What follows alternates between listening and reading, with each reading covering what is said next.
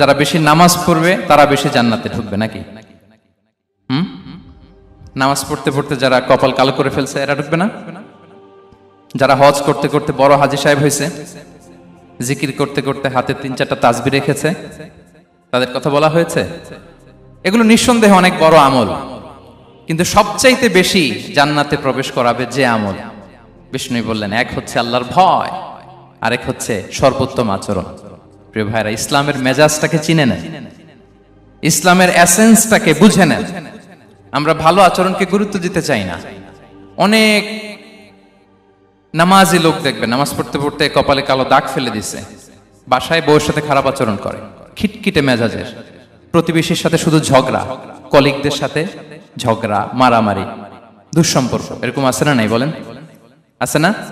কিন্তু নামাজি, অনেক বড় হাজি, একদিনও কোরআন তেলাওয়াত মিস হয় না, তো এত ইবাদত করেও সে ইসলামের আসল এসেন্সটাকে ধরতে পারে নাই।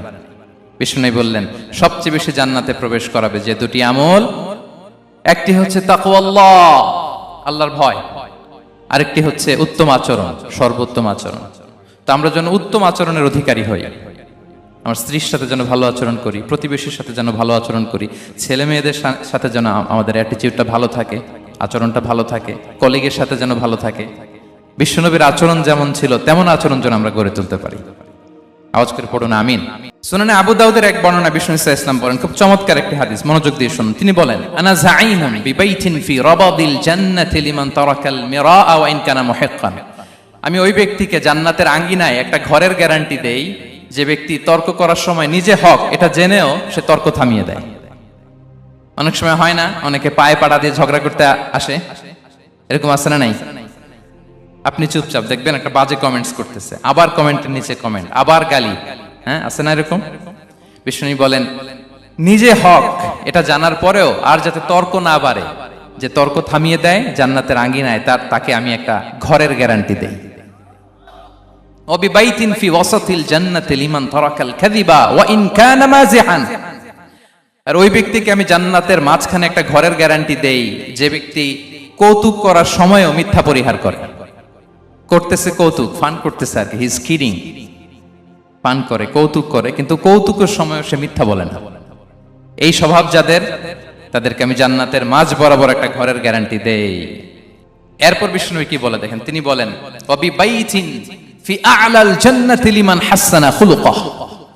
আর জান্নাতের একেবারে হাইস্ট পিক অফ প্যারাডাইস, জান্নাতের সর্বোচ্চ স্তরে আমি একটা ঘর বা একটা বাসভবনের গ্যারান্টি ওই ব্যক্তিকে দেই যে তার আচরণটা সুন্দর করেছে, যে সুন্দর আচরণের অধিকারী হয়েছে, তাকে জান্নাতের হাইস্ট পিকে আমি একটা বাসভবনের গ্যারান্টি দেই। তাহলে বলেন তো আমাদের আচরণটা সুন্দর করার দরকার আছে না নাই? এটা খুব ছোটখাটো একটা আমল, তাই না? কথা বলেন দক্ষিণ কোরিয়া প্রবাসী ভাইরা, আওয়াজ করে বলেন এটা কি ছোট আমল? দেখলে সালাম দিব, সুন্দরভাবে কথা বলবো, ভালো উইশ করব, হ্যাঁ, হিংসা জিঘাংসা অহংকার থেকে মুক্ত থাকবো, খিটখিটে মেজাজের হব না, অলওয়েজ স্মাইলিং ফেস থাকবে আমার, হৃদ্যতাপূর্ণ আচরণ। এই কাজটা কি ছোট আমল?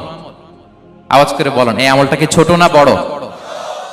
প্রিয় ভাইরা, বিষ্ণু ইসলাম সবার সাথে এরকম মাধুর্যতাপূর্ণ আচরণ করতেন, ছোট থেকে বড়, নারী থেকে পুরুষ, বন্ধু থেকে শত্রু, সবার সাথে সুন্দর আচরণ করতেন।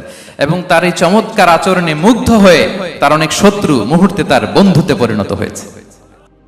বিষ্ণু ইসলামের কাছে যখন কোনো শিশু নিয়ে আসা হতো, তিনি তাহনিক করতেন, হাদিসে এসেছে, সিরায় এসেছে। তাহনিক কি?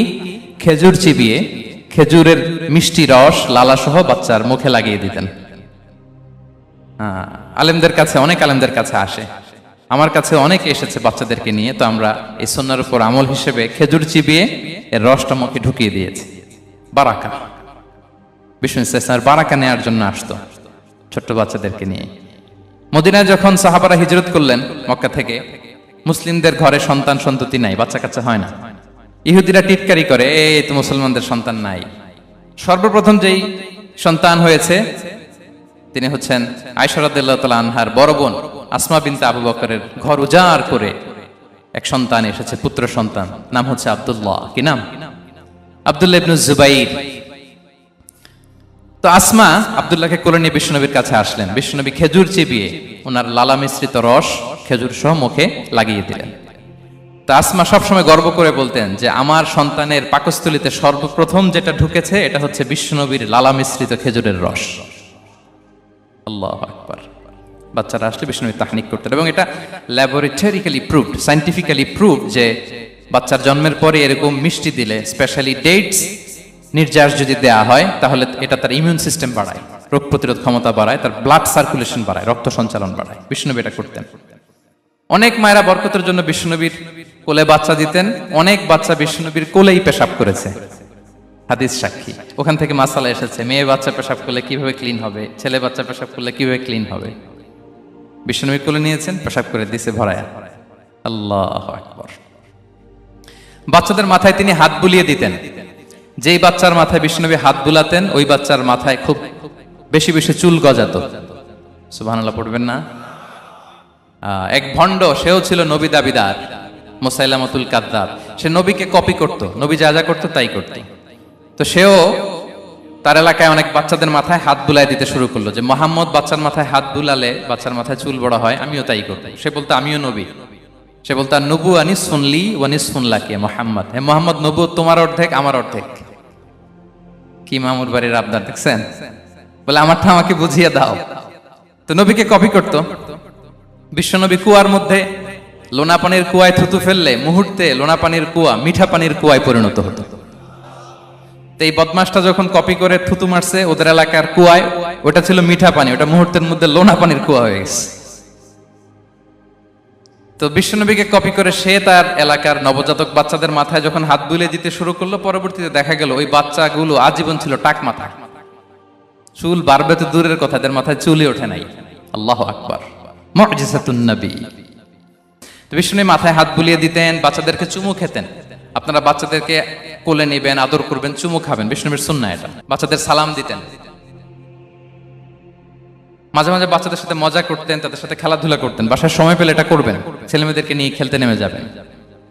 শুধু বাচ্চাদের সাথে ফান করতেন এমন না, ভুল দেখলে শুধরে দিতেন। এক ছোট্ট বাচ্চা কোলে বসে খাবারের প্লেট থেকে এখান থেকে ধরে ওখান থেকে ধরে, তাও বাঁ হাতে। বিশ্বনবী বললেন, ইয়া গোলাম সাম্মিল্লাহ, বিসমিল্লাহ বলো। কুলবি ইয়ামিনি, বাঁ হাতে নয় ডান হাতে খাও। ওয়া কুল মিম্মা ইয়ালিক, আর এদিক সেদিক থেকে নয়, তোমার সামনে যেটা আছে ওইটা খাও। সুবহানাল্লাহ। শুধরে দিতেন। সাদাকার খেজুরের স্তূপ ছিল, জাকাতের খেজুর।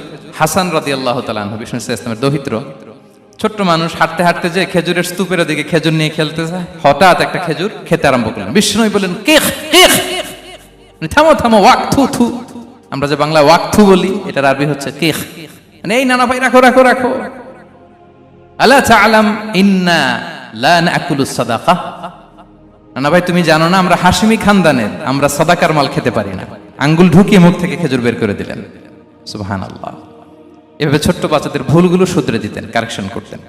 সুনানে নাসাইতে এসছে, কানা রাসূলুল্লাহ সাল্লাল্লাহু আলাইহি ওয়াসাল্লাম ইয়াজুরুল আনসার, তিনি যখন আনসারীদেরকে ভিজিট করতে যেতেন, ফায়ুসাল্লিমু আলা সিবিয়ানিহি, আনসারী বাচ্চাদেরকে সালাম দিতেন। আপনারা বাচ্চাদের সালাম দেন তো নাকি? নাকি বাচ্চাদের সালামের জন্য বসে থাকেন? অনেকে মনে করে যে আমি মুরব্বী হাজী সাহেব, 80 বছর বয়স, আমি তো শুধু সালাম পাবো, আমি দিব কেন? এরকম একটা ভুল ধারণা আছে না? সালাম শুধু ছোটরা দিবে, ব্যাপারটা কি এমন না। ছোটরা বড়দের দিবে, বড়রা ছোটদের দিবে, সবাই সবাইকে দিবে। ঠিক কিনা বলেন? ইনশাআল্লাহ বলেন সবাই। ওয়ায়ামসাহু বিরুসিহিম, বাচ্চাদের মাথায় হাত বুলিয়ে দিতেন। ওয়ায়াদউ লাহুম, তাদের জন্য দোয়া করতেন। তাহলে বিশ্বনবীর বাচ্চাদের সাথে আচরণ, ডিলিংস, ইন্টারঅ্যাকশন কেমন ছিল বুঝতে পেরেছেন? একবার এক নামাজে ওনার নাতিদেরকে নিয়ে হাজির হলেন, হাসান হুসাইন রাদিয়াল্লাহু আনহুমাকে নিয়ে। তো নামাজের এক সিজদায় বিশ্বনবী এমন লম্বা সময় সিজদায় পড়ে রইলেন, মাথা আর উঠান না। মুসল্লিরা তো অবাক, সাহাবারা ভাবলেন হায় রে, নবীজি অসুস্থ হয়ে গেলেন নাকি, অথবা ওহী নাজিল হলো নাকি। নামাজ শেষে সাহাবারা জিজ্ঞেস করলেন, ইয়া রাসূলুল্লাহ, আপনি কি অসুস্থ হয়েছেন নাকি ওহী নাজিল হচ্ছিল? এত লম্বা সিজদা দিতে তো কখন দেখি নাই।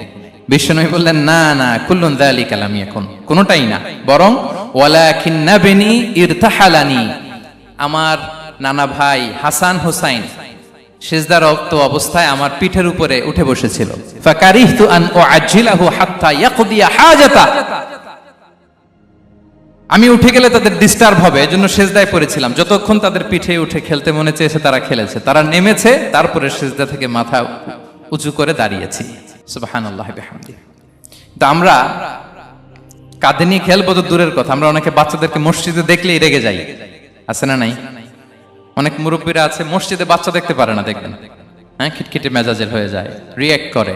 আলহামদুলিল্লাহ গত অনেক বছর ধরে বাংলাদেশে এটা নিয়ে আমরা কন্টিনিউয়াসলি বলেছি যে না, শিশুদেরকে আপনারা মসজিদে আসলে ধমক দিবেন না, ভুল করলে, আওয়াজ করলে, চিৎকার করলেও তাদেরকে বকা দেওয়া যাবে? বলেন, আজকে যদিও বকা খেয়ে মসজিদ থেকে ফিরে যায়, আর কোনোদিন মসজিদের দিকে পা বাড়াবে? ও যাবে ক্লাবে, হ্যাঁ, ও যাবে গানের কনসার্টে, আর ফেরাতে পারবেন মসজিদে? আর আসবে না। খবরদার, আপনার একটা ধমকের কারণে মসজিদমুখী কোনো শিশু যেন অন্যদিকে না যায়। বুঝাবেন যে আব্বু এটা আমাদের ইবাদত গাহ, পবিত্র জায়গা, এখানে দুষ্টামি করতে হয় না, আওয়াজ করতে হয় না, আল্লাহ তোমাকে অনেক গুনাহ দিবে। গুনার ভয় দেখালে কিন্তু বাচ্চারা আর দুষ্টামি করে না, দেখবেন, ঠিক কিনা বলেন? এই সেন্সটা তাদের আছে, এভাবে বুঝাবেন। মুসনাদে আহমদ একটা হাদিস এসেছে, বিষ্ণু ইসলাম ওনার চাচাতো ভাইদেরকে নিয়ে দৌড় প্রতিযোগিতা করাতেন, লাইন ধরে দাঁড় করাতেন আর বলতেন মান সাবাকা ইলাইয়া ফালাহু কাদা ওয়া কাদা, সবাই দাঁড়াও, দেখি কে কার আগে আমাকে দৌড়ে ধরতে পারে, যে ধরতে পারবে তাকে পুরস্কার দেব। আল্লাহু আকবার। এবং বিশ্বনবীর এই কথা শুনে সবাই দৌড়ে যে বিশ্বনবীর ঘাড়ের উপর উঠতো, বুকের উপর উঠতো, ঝাঁপিয়ে পড়তো, বিশ্বনবী সবাইকে ধরে আগলে নিতেন, প্রত্যেকের গালে চুমু খেতেন। পড়েন সুবহানাল্লাহ। এই ছিল শিশুদের প্রতি বিষ্ণু ইসলামের আচরণ। তো আমরা এরকম আচরণ করি কিনা? আমাদের আচরণটা আমাদের বাচ্চা, আমাদের আত্মীয় স্বজনের ছোট ছেলে মেয়ে, আমরা কোথাও শিশুদেরকে যদি দেখি, আমরা তাদের সাথে কিভাবে আচরণ করি একটু মিলিয়ে নিন। কার আচরণ কেমন, এরকম করেন কিনা আমি আর জিজ্ঞেস করতে চাইলাম না, জাস্ট আস্ক ইউরসেলফ, নিজেকে জিজ্ঞেস করুন যে আমরা আমাদের বাচ্চাদের সাথে এরকম আচরণ করি কিনা। সাহাবারা তো সবচাইতে বেশি বিশ্বনবীর সঙ্গ পেয়েছেন, তাই না? তাদের সাথে কেমন আচরণ ছিল?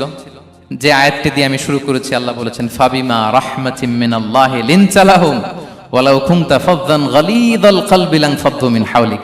সাহাবারা বিশ্বনবীর এত ভালোবাসা পেয়েছেন, এত সুন্দর আচরণ পেয়েছেন, তারা বিশ্বনবীকে সব সময় আগলে রাখতে চাইতেন, ঘিরে থাকতে চাইতেন, তার সঙ্গ ছাড়তে চাইতেন না। পড়েন সুবহানাল্লাহ। বাসায় ভাল লাগে না, বিশ্বনবীর কাছে চলে যেতেন। ওয়াইফের সাথে মনোমালিন্য, নবীর দরবারে চলে যেতেন। এমনকি কোন সাহাবীর পেটে যদি ক্ষুধা লাগতো, ঘরে খাবার না থাকতো, তারা বিশ্বনবীর কাছে চলে যেতেন। তারা বলতেন নবীর চেহারার দিকে তাকিয়ে থাকলেই আমাদের ক্ষুধা মিটে যেত।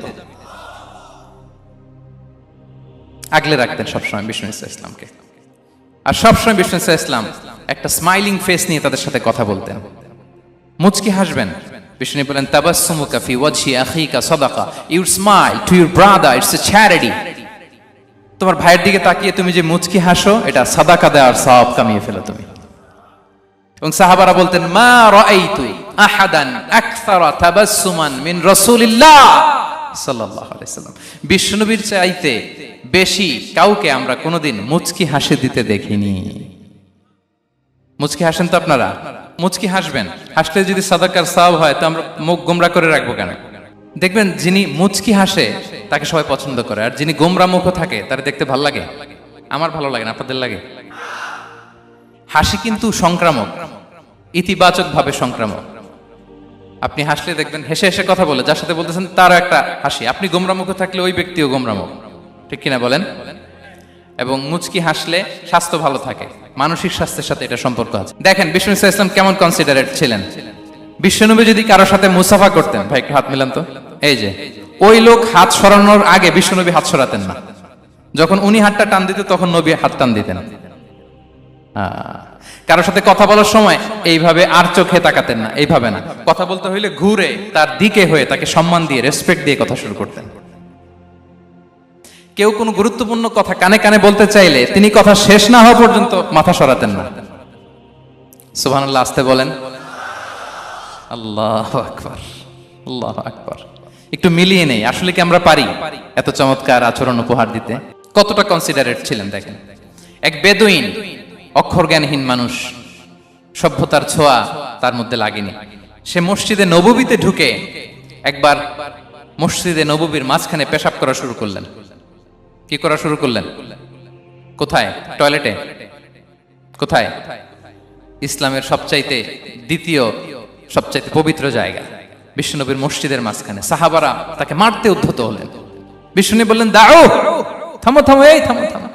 কারণ প্রস্রাব করার সময়, টয়লেট করার সময় হুট করে কাউকে ধমক দেওয়া যায় না, ডাকা যায় না, দরজায় বড় নক করা যায় না।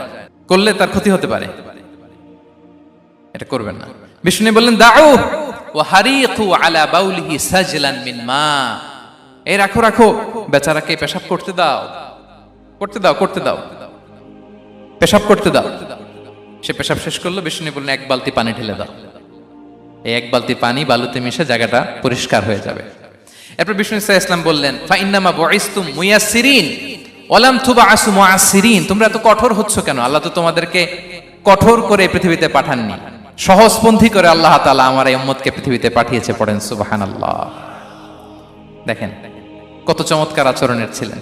এবং পরে লোকটাকে বুঝিয়ে বললেন, সে কালিমা পড়ে মুসলমান হয়ে গিয়েছে। আল্লাহু আকবার। এই ছিল বিষ্ণু সাল্লাল্লাহু আলাইহি ওয়াসাল্লামের ইন্টারঅ্যাকশন সাহাবাদের সাথে। এবং সাহাবাদের জন্য তিনি দোয়া করতেন প্রাণ ভরে। প্রিয় ভাইরা, দোয়া চাওয়া, দোয়া করা দুটোই সুন্নাহ। প্রাণ ভরে তিনি সাহাবাদের জন্য দোয়া করেছেন। বিষ্ণু সাল্লাল্লাহু আলাইহি ওয়াসাল্লাম একবার ওয়াশরুম সেরে এসে দেখলেন কে যেন অজুর পানি রেখে গিয়েছে। জিজ্ঞেস করলেন কে রেখেছে? বলা হলো আব্দুল্লাহ ইবনে আব্বাস রেখে, ছোট্ট আব্দুল্লাহ। বিষ্ণু সাল্লাল্লাহু আলাইহি ওয়াসাল্লাম খুশি হয়ে গেলেন, হায় রে, সে কিভাবে খেয়াল করলো আমি এখন ওয়াশরুম থেকে আসলেই তো আমার অজুর পানি লাগবে। খুশি হয়ে একটা দোয়া করলেন তার জন্য। তিনি বললেন আল্লাহুম্মা ফাক্কিহহু ফিদ্দীন ওয়া আল্লিমহু তা'ওয়িল, মানে হে আল্লাহ আপনি তাকে দ্বীনের জ্ঞান দেন এবং কোরআনের ব্যাখ্যা তারে শিক্ষা দেন। বিশ্বনবীর এই দোয়া এমন ভাবে কবুল হয়েছে, এই আব্দুল্লাহ ইবনে আব্বাস যত মুফাসসির পৃথিবীতে আসবে সকল মুফাসসিরদের সম্রাট হিসেবে আল্লাহ তাকে কবুল করেছেন। বিশ্বনবীর দোয়া তারা পেয়েছেন। উম্মে সুলাইম রাদিয়াল্লাহু তাআলা আনহা আনাস রাদিয়াল্লাহু তাআলা আনহুকে নিয়ে আসলেন, বললেন নবী হে, আপনি এসেছেন, আমরা যে এত খুশি মদিনাবাসী, সবাই দেখে আপনার হাতে কিছু না কিছু হাদিয়া দেয়, আমি কি দিব? কিছু দেয়ার নাই, কিছু দেয়ার নাই, আমি গরিব মানুষ, আমি আমার নাড় ছেঁড়া ধন, কলিজার টুকরা আনাস, আমার শিশু সন্তানটারাই আপনারে হাদিয়া দিয়ে দিলাম। খোয়াই দিমুকা আনাস, নবী হে, সে আপনার ছোট্ট খাদেম হবে, আপনার কাজ করে দিবে। উদু আল্লাহ আলাহ, আপনি তার জন্য একটু দোয়া করেন। বিষ্ণু নবী দোয়া করলেন, কি দোয়া করলেন? আল্লাহুম্মা আকসির মালাহু ওয়া ওয়ালাদা, আল্লাহ আনাসের সম্পদও বাড়ায় দাও, ওয়া ওয়ালাদা, তার সন্তানও বাড়ায় দাও। দেখেন এই দোয়ার কি বরকত। এই দোয়ার বরকতে আনাস বলে মদিনাতে যত খেজুর বাগান ছিল সবগুলো খেজুর বাগানে বছরে খেজুর হতো একবার, কিন্তু নবীর দোয়ার বরকতে আমি আনাসের বাগানে খেজুর হতো বছরে 2 বার। আর উনার সর্বসাকুল্যে ছেলে মেয়ে ছিল, কোন বর্ণনায় 78 জন, কোন বর্ণনায় 80 জন। আমাদের পুরো বংশে আছে 80 জন, কথা বলেন। আপনার পুরো গোষ্ঠীতে 80 জন আছে? উনার শুধু ছেলে মেয়ে, একজনের ছেলে মেয়ে কয়জন? 80 জন। বিশ্বনবীর দোয়া কি ইন্টারেকশন দেখেন, একজন ট্রু লিডারের কি বৈশিষ্ট্য। তিনি সাহাবীদের ভালো গুণ দেখলে তাদেরকে উৎসাহিত করতেন, ইন্সপায়ার করতেন, প্রশংসা করতেন। আবু মুসা আল-আশআরী রাদিয়াল্লাহু তাআলা আনহু তিনি রাত জেগে চমৎকার কণ্ঠে তেলাওয়াত করতেন। একদিন তার ঘরের পাশ দিয়ে বিষ্ণুনবী যাচ্ছিলেন, পরের দিন বললেন, আবু মুসা, আমি কিন্তু তোমার কণ্ঠ শুনেছি, বড় সুরেলা গলা তোমার। লাকাত উতিতা মিজমারান মিন মাজামিরি আলি দাউদ, দাউদ নবীর গলায় আল্লাহ যে সুরের ঝংকার দিয়েছেন, এই উম্মতের মধ্যে আল্লাহ তোমার গলায় সেই সুরের লহরী ঢেলে দিয়েছেন। আচ্ছা বলেন, নবী যদি প্রশংসা করে যে তোমার তেলাওয়াতটা খুব সুমধুর হয়েছে, তার কেমন লাগবে বলেন তো? আচ্ছা নবী বাদ দেন, শায়েখ আব্দুর রহমান আস-সুদাইস এসে যদি আপনারে বলে তোমার কণ্ঠটা তো বড় মিষ্টি, কেমন লাগবে আপনার? আর স্বয়ং বিশ্বনবী যদি বলে, সুবহানাল্লাহ পড়বেন না? আল্লাহু আকবার। এইভাবে বিষ্ণু ইসলাম সাহাবাদেরকে উৎসাহিত করতেন। মাঝে মাঝে প্রশ্ন করতেন, তাদের অ্যাটেনশন গ্রো করার জন্য তিনি প্রশ্ন করতেন। একবার বলেন দেখি, কে বলতে পারে ইন্না মিনাশ শাজারি শাজারা লা ইয়াসকুতু ওয়ারাকুহা মাসালুহা মাসালুল মুমিন, একটা গাছ আছে, এই গাছের পাতা ঝরে না, এর দৃষ্টান্ত মুমিনের দৃষ্টান্ত। কে পারো দেখি? কোন সাহাবী পারে না, কারণ তারা ভাবতেছিল দূরের ওই সিরিয়ার কোন গাছ হবে, অমুক জায়গার মরুভূমির গাছ হবে, ঘরের পাশে যে খেজুর গাছ ওইটা আর কেউ ভাবে না। ভাবছে প্রশ্ন যেহেতু করছে, এত সহজ উত্তর হইলে তো প্রশ্ন করার কথা ছিল না। তারা এইটা বলে, ওইটা বলে, ক্যাকটাস, গুলমলতা, ওই গাছ। নবী বলে না, ইন্নাহা আন-নাখলা, এটা খেজুর গাছ। কি গাছ? তো আব্দুল্লাহ ইবনে ওমর তখন খুব ছোট, তিনি মনে মনে ধরে ফেলছিলেন, কিন্তু ভয়ে বলে না। তো বাসায় যে ওমর রাদিয়াল্লাহু বলে, আব্বা আপনারা কেউ পারেন না, আমি তো জানতাম এটা খেজুর গাছ, তো বললা না যে?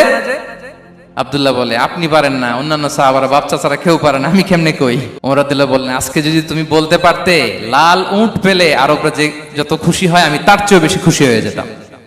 নবীর সামনে আমার বুকটা এত বড় হয়ে যেত। আল্লাহু আকবার। দেখেন প্রশ্ন ছুড়ে দিয়ে মনোযোগ আকর্ষণ করতেন সাহাবাদের, রসিকতা করতেন মাঝে মাঝে।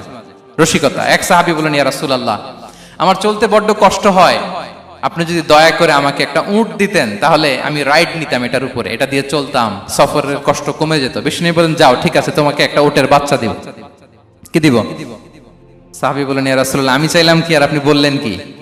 আমার তো লাগবে এমন উট যেটা দিয়ে মরুভূমিতে চলা যায়। বিষ্ণু বলেন, ওই উটটাও তো অন্য কোনো না কোনো উটের বাচ্চা। সুবহানাল্লাহ পড়বেন না? ছোট্ট কথা, দেখেন কি রসিকতা, কি সেন্স অফ হিউমার। সুবহানাল্লাহ। সাহাবীদের সাথে এক কাতারে মিশে কাজ করতেন, নিজ হাতে সাহাবীদের সাথে মিশে কি করেছেন? মসজিদে নববী নির্মাণ করেছেন। পঞ্চম হিজরিতে নিজে মরুভূমির বালু খনন করে পেটে পাথর বেঁধে পরীক্ষা খনন করেছেন সাহাবীদের সাথে। True leader. শুধু তাই নয়, সাহাবারা ভালো পরামর্শ দিলে সেটা অ্যাকসেপ্ট করতেন।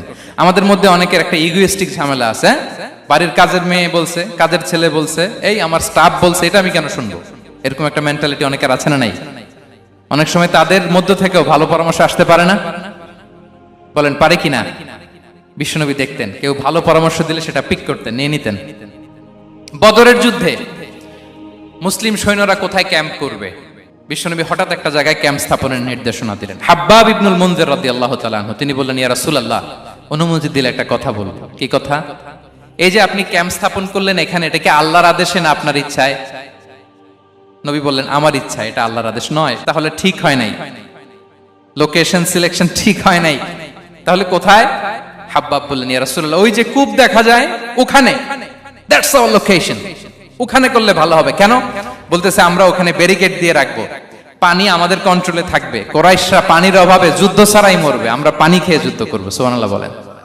বিশ্বনবী সাথে সাথে হাব্বাবের কথা মেনে নিলেন, বলে যে না, আমি যে ডিসিশন দিয়েছি সৈন্যদের মধ্যে আবার ছড়িয়ে দাও, we should change our location. আল্লাহু আকবার। তাহলে সাহাবাদের সাথে ইন্টারেকশন কি ফ্র্যাঙ্কলি, কি ওপেন মাইন্ডেড। সুবহানাল্লাহ বিহামদি। তাহলে শিশুদের সাথে গেল, বড়দের সাথে, সাহাবাদের সাথেও গেল। আল্লাহ। আচ্ছা, 3 নম্বরে স্টাফের সাথে, কর্মচারীর সাথে, সেবকের সাথে বিষ্ণু ইসলাম কি আচরণ করেছেন? বিষ্ণু ইসলামের অনেক খাদেম ছিল, সিরাতে এসেছে। সবার কথা তো বলা যাবে না, একজনের কথা বলি, আনাস রাদিয়াল্লাহু তাআলা আনহুর কথা। আনাস, লক্ষ্মীপুরে আমি এক জায়গায় ওনার কোন একটা ওয়াজ করতে যেয়ে আমি বললাম, আনাস নামটা কেমন লাগে? কারণ অনেকে বাচ্চা নিয়ে এসে বলে, হুজুর নাম রেখে দেন। তাই আমি বললাম, আজকে এখানে নাম দিয়ে দেই আনাস। এই বছর এই লক্ষ্মীপুরে যত বাচ্চা হবে যাদের মনে চায় আনাস রেখে দিয়েন। 3-4 বছর পরে শুনি আনাস দিয়ে লক্ষ্মীপুর ভরে গেছে।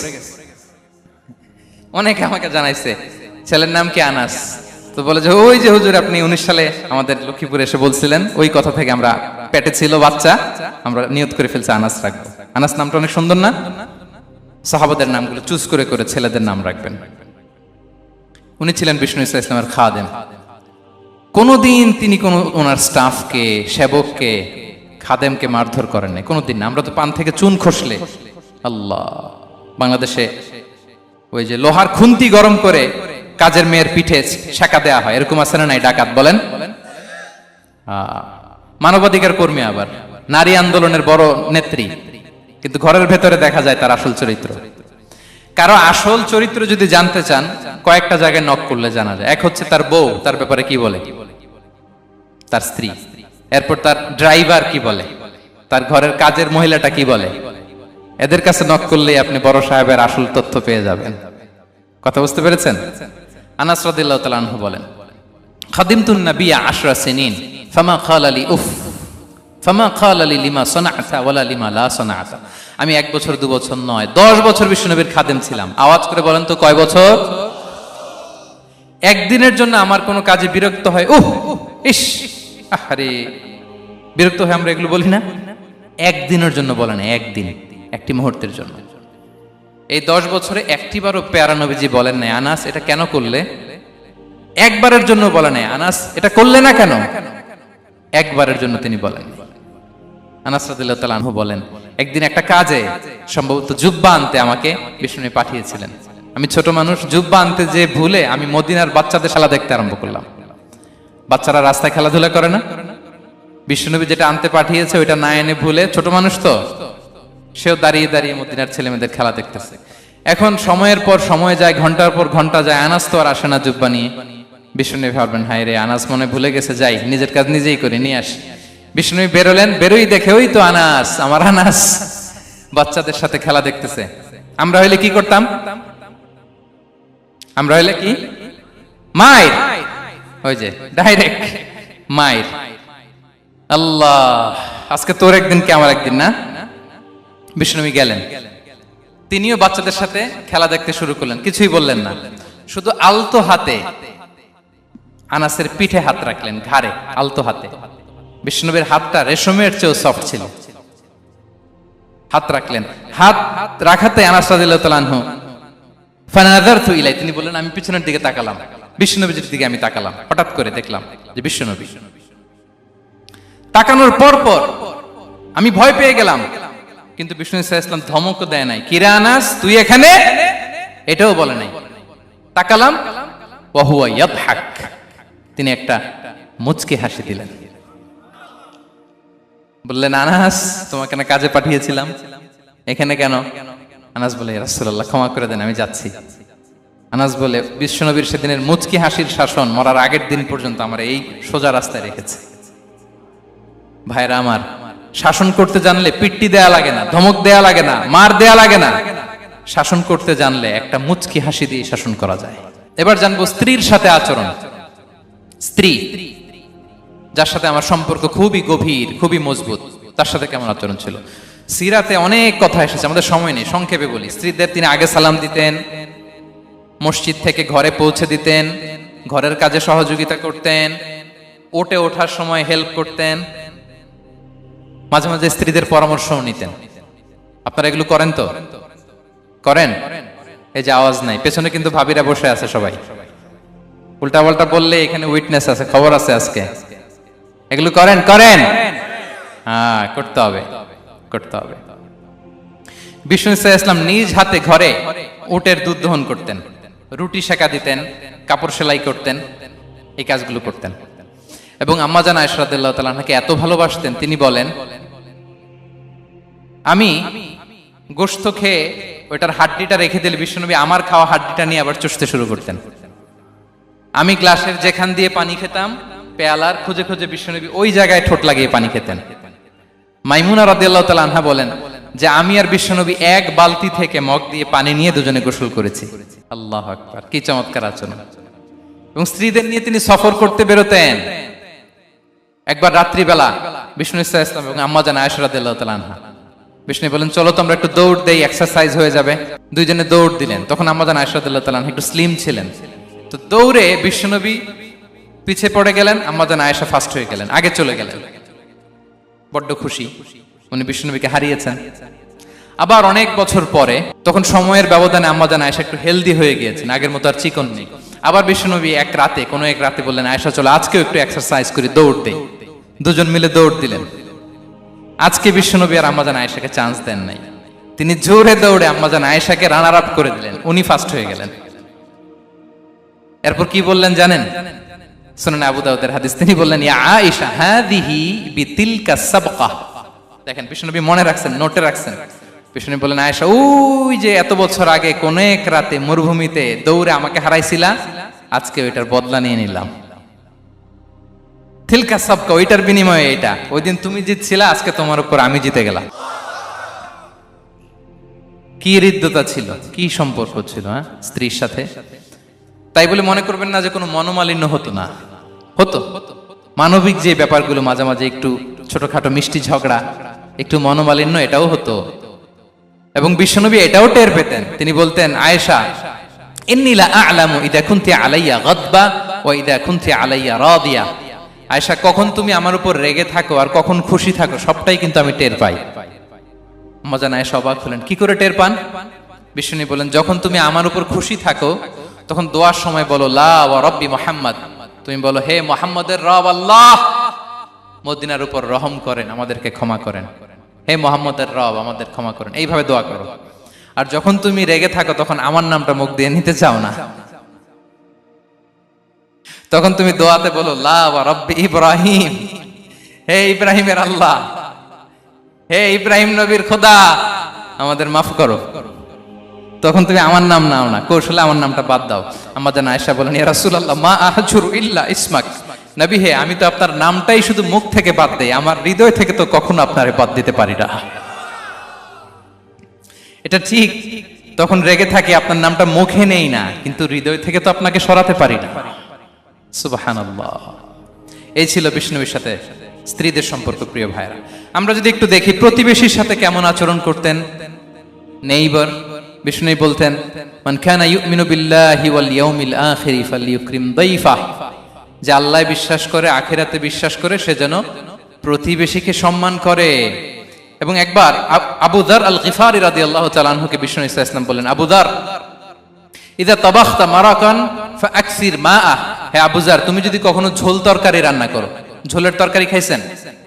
আপনাদের সাউথ কোরিয়াতে তো বিখ্যাত একটা ঝোলের তরকারি আছে, কি নাম যেন, মাছের মেয়ংথাং। আমরা একটা শব্দ শিখছিলাম, কি যেন বলে, খামসা হামনিদা।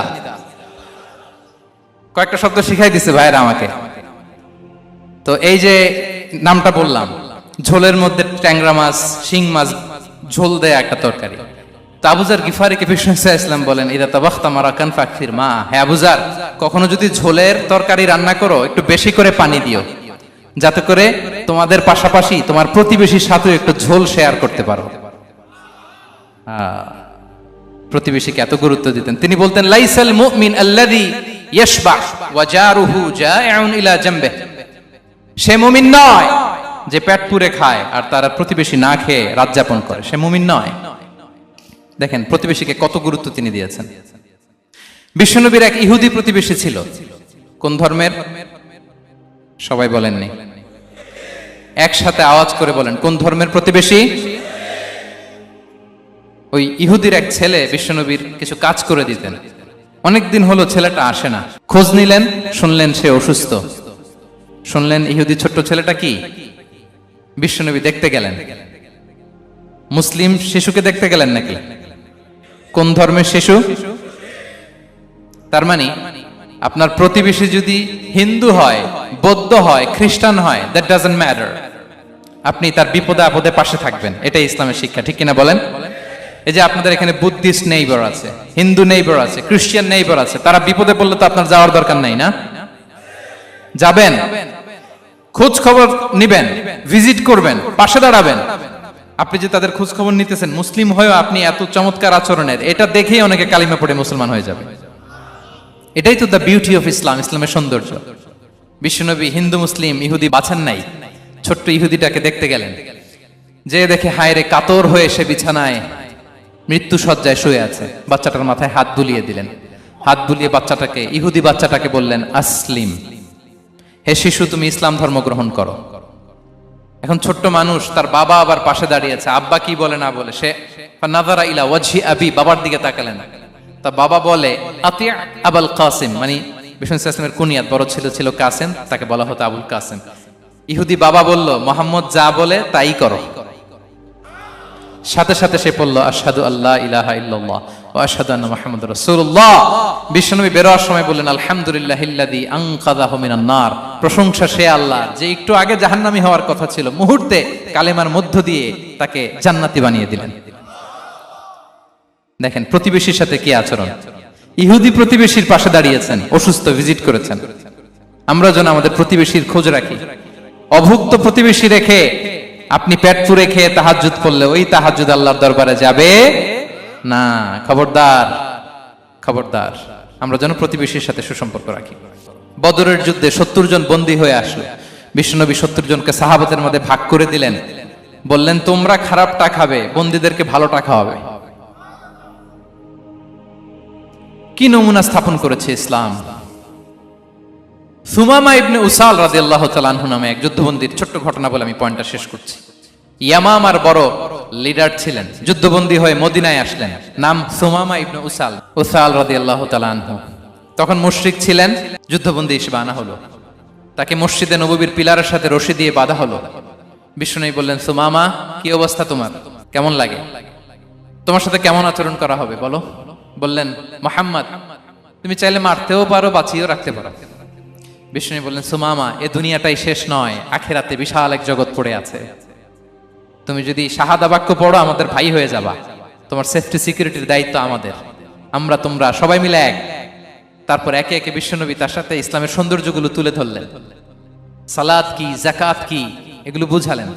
বাড়িতে যেয়ে বললেন সবচেয়ে ভালো খাবার রান্না করো, একজনকে দিয়ে মসজিদে পাঠালেন। যুদ্ধবন্দীর সাথে কি আচরণ দেখছেন।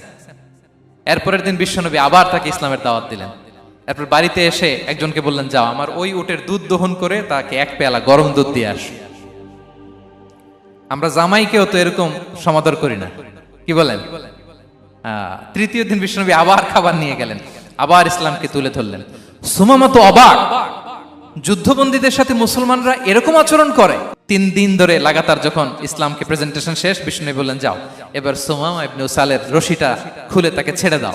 সাহাবারা বললেন, বলেন কি ইয়া রাসূলুল্লাহ, ভয়ঙ্কর, বিশ্বাসঘাতকতা করবে, মেরে ফেলবে আমাদের। বিষ্ণু বললেন, না, আমি যা জানি তোমরা তা জানো না, ছেড়ে দাও। সুমামাকে ছেড়ে দেয়া হলো। সুমামা বের হলেন মসজিদ থেকে, ফিরে তার ভূখণ্ড, তার এলাকা ইয়ামামাতে তিনি গেলেন না। মদিনার মসজিদে নবীর পাশে খেজুর বাগানের পাশে তিনি অজু করলেন, গোসল করলেন, অজু করলেন। এরপর ফিরে এসে বিশ্বনবীর সামনে দাঁড়িয়ে বললেন, আশহাদু আল্লা ইলাহা ইল্লাল্লাহ ওয়া আশহাদু আন্না মুহাম্মাদান আবদুহু ওয়া রাসূলুহু। আমি সাক্ষ্য দিচ্ছি আল্লাহ ছাড়া কোনো ইলাহ নেই, আপনি আল্লাহর প্রেরিত রাসূল। হে মুহাম্মদ, আপনার চাইতে নিকৃষ্ট মানুষ আমার কাছে কেউ ছিল না, কিন্তু এখন থেকে আপনার চাইতে কোনো প্রিয় মানুষ আমার জীবনে নেই। ইসলামের চাইতে নিকৃষ্ট কোনো ধর্ম আমার জানা ছিল না, আজ থেকে ইসলামের চাইতে প্রিয় ধর্ম আমার কাছে নেই। মদিনার চেয়ে নিকৃষ্ট কোনো শহর আমার কাছে ছিল না, সবচেয়ে অপছন্দের শহর, আজ থেকে মদিনার চেয়ে প্রিয় শহর আমার কাছে নেই। দিস ইজ ইসলাম। বিশ্বনবী বললেন, হে নবী, আপনি আমাকে উমরার অনুমতি দিন। তিনি উমরা করতে গেলেন। বিশ্বনবী তাকে তালবিয়া শিখিয়ে দিলেন। এই প্রথম কেউ মুসলিম, সুমামা ইবনে উসাল, উনিই প্রথম মুসলিমদের মধ্যে উমরা করেছেন তালবিয়া পড়তে পড়তে, লাব্বাইক আল্লাহুম্মা লাব্বাইক পড়তে পড়তে।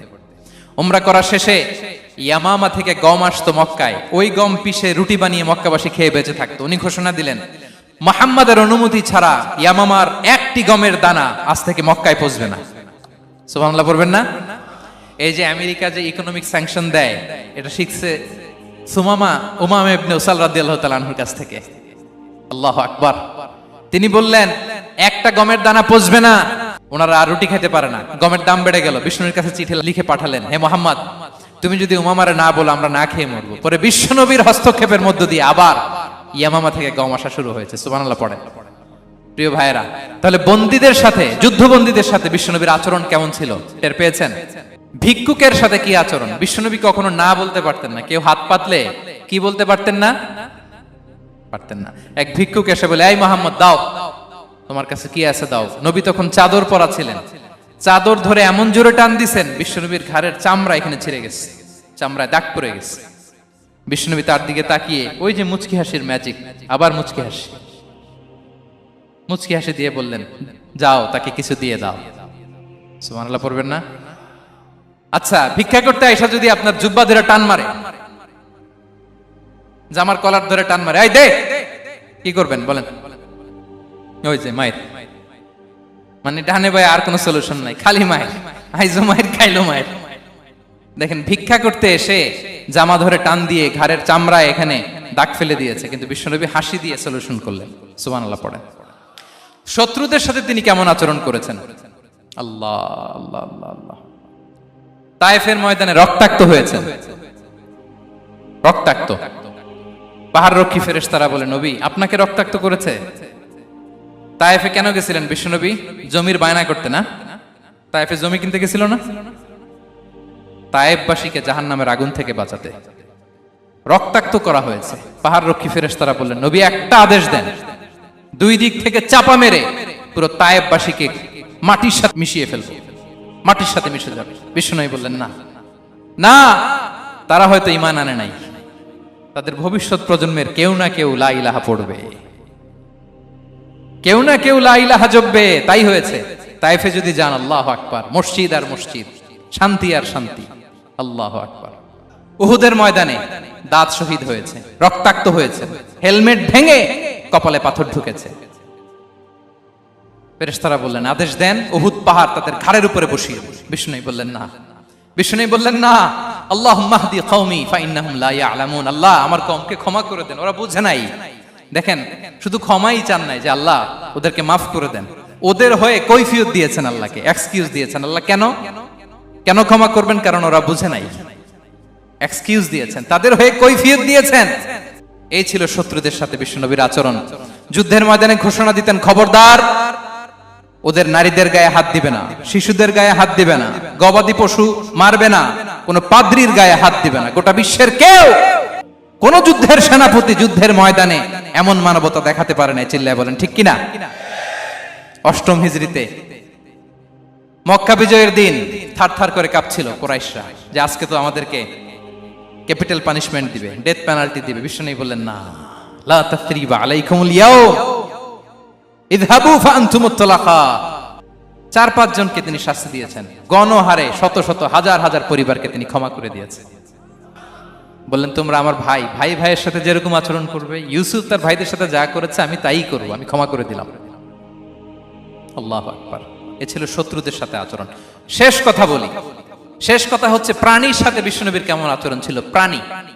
প্রাণীর সাথে একবার এক আনসারের খেজুর বাগানে ঢুকলেন, ঢুকে দেখেন একটা উট কাঁদে। কি কাঁদে? কানে কানে এসে বিশ্বনবীকে কি যেন বলে যায়। বিশ্বনবী রেগে বললেন, এই উটের মালিক কে? এক আনসারের সাহাবী বললেন, ইয়া রাসূলুল্লাহ আমি। বিশ্বনবী বললেন, তোমার কি ভয় হয় না আল্লাহর? কলিজার মধ্যে আল্লাহর ভয় নাই? আল্লাহ তাআলা দয়া করে উটের মালিক তোমাকে বানিয়েছে, উট কানে কানে এসে আমাকে বলেছে তুমি তাকে কয়দিন ধরে খাবার দাও নাই, আর তাকে দিয়ে কাজ করিয়েছে অনবরত। খবরদার, কিয়ামতের দিন আল্লাহ তাআলা জালিমের কাতারে তোমাকে দাঁড় করাবে। প্রাণীর জন্য বিষ্ণু ইসা ইসলাম কত দয়াদ্র ছিলেন। জবাই করার সময় বিষ্ণু বলতেন, ইহসানের সাথে জবাই করো, ছুরি ধারালো করে রাখো। কোরবানির সময় আমরা প্রাণীটাকে কি করি? আদর করি না, মেরে ফেলি। বলেন তো, জবাই করা মানে কি? মেরে ফেলতেছি। বিষ্ণু বলেন, ইদা কাতালতুম ফাহসিনুল কিতলা, মারবা ঠিক আছে কিন্তু মন মতো না, ইহসানের সাথে কতল করো।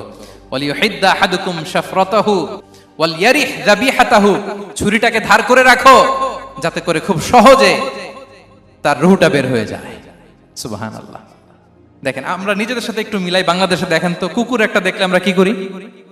হ্যাঁ, হয় লাথি নয় একটা ঢিল। বিড়াল দেখলে কি করি? হয় দাবরানি দেই নয় দৌড়ানি দেই। এরকম আছে না নাই? উন্নত দেশগুলোতে দেখবেন রাস্তার মাঝখানে একটা ছোট্ট সাপ, পুরো হাইওয়েতে সবগুলো গাড়ি থেমে গিয়েছে একটা হাঁসের বাচ্চা বাঁচানোর জন্য, একটা সাপের বাচ্চা বাঁচানোর জন্য। আর আমরা পাখির মতো মানুষকে গুলি করে মারি। মানুষকে আমরা গুলি করে মারি পাখির মতো নির্বিচারে। প্রিয় ভাইরা, বিষ্ণু ইসলাম প্রাণীর প্রতি আমাদেরকে দয়াদ্র হতে বলেছেন। তাহলে বিশ্বনবীর আচরণ কেমন ছিল একটা ওভারঅল ধারণা আপনারা পেয়েছেন প্রিয় ভাইরা? হ্যাঁ, শিশুদের সাথে কোমল আচরণ করবেন তো আপনারা? আদর করবেন, চুমু দিবেন, কোলে নিবেন। হ্যাঁ, ভুল করলে শুধরে দিবেন, পারবেন? বড়দেরকে আগে সালাম দিবেন তো? আর কর্মচারী একটা ভুল করলে পিটাইয়া শোয়াই ফেলবেন, এরকম করবেন না? ভালো আচরণ করবেন। স্ত্রীর সাথে কেমন আচরণ করবেন? হ্যাঁ, মাধুর্যপূর্ণ আচরণ। ওই একজন কয়, হুজুর নাই। আরে বেটা, হওয়ার পরে কেমন করবা ওইটা বলো না। নিয়ত করে রাখো যে আমরা আমাদের ঘরটাকে জান্নাতি ঘর বানিয়ে ফেলবো, ঠিক কিনা? প্রতিবেশীর সাথে যেন আমরা ভালো আচরণ করি, কারাবন্দীদের সাথে যেন আমরা ভালো আচরণ করি। ভিক্ষুক হাত পেতেছে, স্যার 2 দিন ধরে কিছু খাই নাই, 5টা টাকা দেন। দাঁড়ায় না গ্লাসের সামনে, ওর হাতে থালা, একটা ভাঙ্গা থালা, আর আপনি স্যুট পরা স্যার না, আপনারে গাড়ির এদিক থেকে বের করে ওদিকে ভাঙ্গা থালা দিয়ে বসাইতে আর ওরে স্যুট পরে গাড়ির ভিতরে বসাইতে আল্লাহর কয় মিনিট লাগে বলেন তো? খবরদার, ফরিয়াদির সাথে যেন আমরা খারাপ আচরণ না করি, শত্রুদের সাথে যেন খারাপ আচরণ না করি, কোন প্রাণীর প্রতিও যেন আমরা জুলুম না করি। প্রিয় ভাইরা, বিশ্বনবী এত মাধুর্যপূর্ণ আচরণ করতেন, শত্রু বন্ধু হয়ে যেত। আর আমাদের আচরণ দেখে আমার বন্ধু আমার শত্রু হয়ে যায়, ঠিক কিনা? আমরা যেন আমাদের আখলাককে সুন্দর করি। শুধু নামাজি, শুধু রোজাদার, হাজি সাহেব ইবাদত করি কিন্তু মানুষের সাথে বাজে আচরণ করি, এমনটা যেন না হয়।